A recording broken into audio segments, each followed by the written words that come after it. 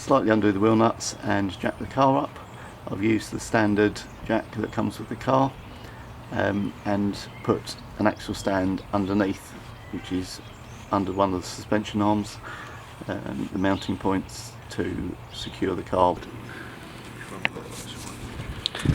to the rear of the caliper. Just need to pop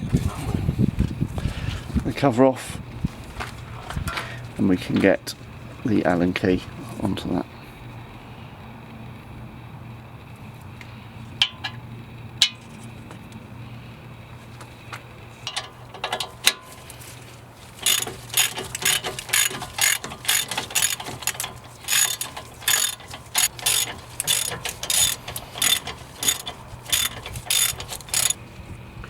You can see the bolt has just come out here. That's just the end of it coming through.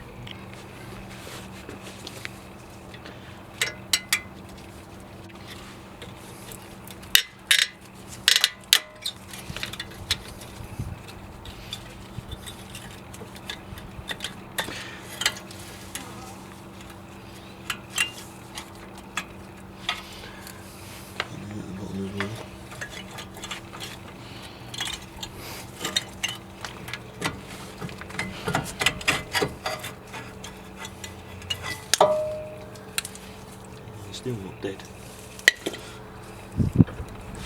Before trying to retract the calipers, make sure you open the lid of the brake fluid reservoir, otherwise it will be virtually impossible to get the caliper piston back in. Caliper rewind tool. See if that's in shot. Try and move it around just a little bit like that.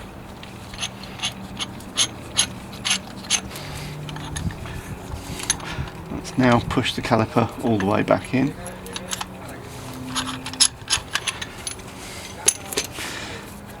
So we can now fit the new brake pads.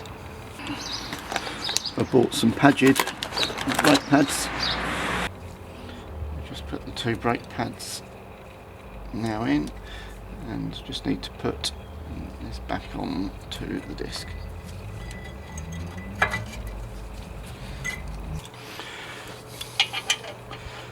And just nip those up. Once that's done, remember to put the plastic caps back on.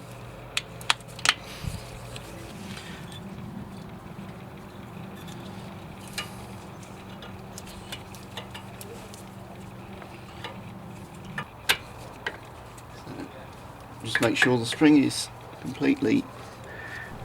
When you finish doing the brake pads, make sure you put the reservoir cap back on so that the circuit is sealed again. Once the brake calipers all back together, the next stage is to put the wheel back on, tighten up the wheel bolts, then take out the axle stand, use the jack to drop the car back down, and then finally tighten the wheel bolts once the car is on the ground. Here we have the old and the new. You can see the difference.